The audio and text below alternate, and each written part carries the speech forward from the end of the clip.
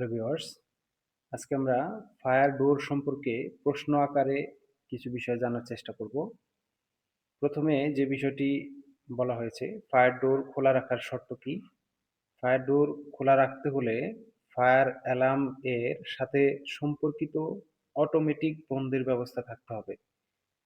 অর্থাৎ ফায়ার ডোর যদি আমি খোলা রাখি তাহলে ফায়ার ডিটেকশন সিস্টেমের সাথে সিঙ্ক্রোনাইজ করা থাকতে হবে ম্যাগনেটিক ডোর হোল্ডারের মাধ্যমে, যাতে করে ফ্লোরে যদি কখনো অগ্নি দুর্ঘটনা ঘটে বা অ্যালার্ম সিস্টেম যখন অ্যাক্টিভ হবে তখন অটোমেটিকলি ডোরটা যাতে ক্লোজ হয়ে যায়, বন্ধ হয়ে যায়, এই সিস্টেম যদি রাখেন তাহলে আপনি ফায়ার ডোর খোলা রাখতে পারবেন।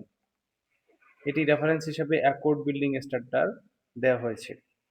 এরপরে যে বিষয়টি এখানে দেখানো হয়েছে যে ফায়ার ডোরের মোট কয়টি অংশ থাকে এবং অংশগুলোর নাম কি। ফায়ার ডোরে বেশ কিছু অংশ থাকে, এর মধ্যে প্রধান 10টি অংশ হচ্ছে fire door frame, door hinges, smoke seal, door leaf, door coordinator, pushbar, hold device, door closers, vision panel, lock and latch. এরপরে যে প্রশ্নটি আমরা দেখব সেটি হচ্ছে স্টোরেজে অঞ্চলটি কত ঘন্টা অগ্নি প্রতিরোধী হতে হবে।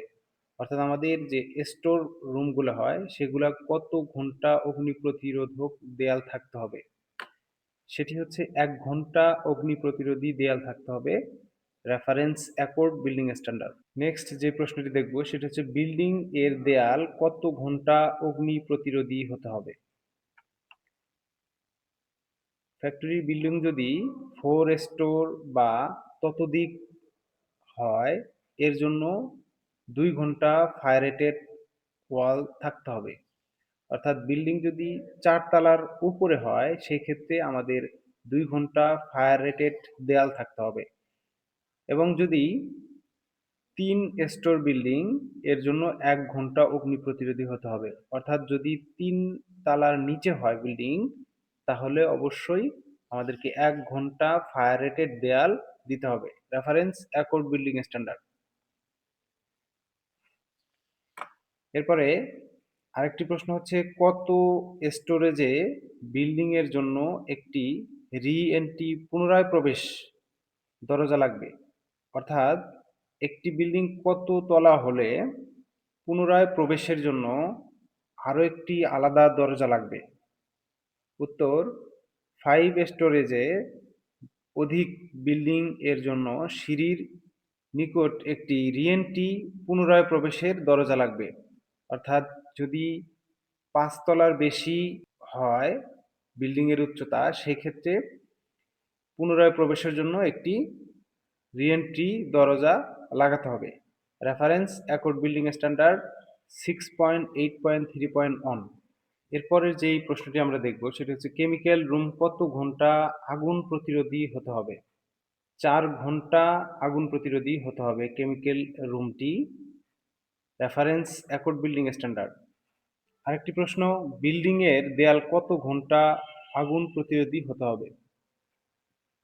উত্তর 4 স্টোরের ততোধিক বিল্ডিং এর জন্য 2 ঘন্টা এবং 3 স্টোর বিল্ডিং এর জন্য 1 ঘন্টা আগুন প্রতিরোধী হতে হবে, রেফারেন্স অ্যাকর্ড বিল্ডিং স্ট্যান্ডার্ড।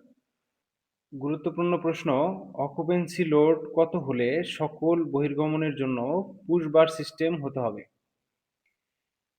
অর্থাৎ ফ্লোরে কতগুলো লোক একসাথে কাজ করলে যে আমাদের ফায়ার ডোরের পুশ বার সিস্টেম হতে হবে। 50 জনের বেশি হলে ফায়ার ডোর সিস্টেমে পুশ বার থাকা বাধ্যতামূলক, reference NFPA 101 life safety code. বহুতল ভবনের ছাদে যাওয়ার জন্য যে দরজা থাকে সেখানে ফায়ার ডোর স্থাপনের প্রয়োজন হবে কি। উত্তর সাধারণত প্রয়োজন হবে না, তবে সেখানে সুইং টাইপ দরজা অবশ্যই দিতে হবে। যদি ছাদে কোনো অকিউপেন্সি থাকে তবে ফায়ার ডোর প্রয়োজন হবে, রেফারেন্স অ্যাকর্ড বিল্ডিং স্ট্যান্ডার্ড 6.8.3.1। তো এই ছিল ফায়ার ডোর সংক্রান্ত বিভিন্ন তথ্য প্রশ্ন আকারে আমরা দেখলাম। সবাইকে অনেক অনেক ধন্যবাদ।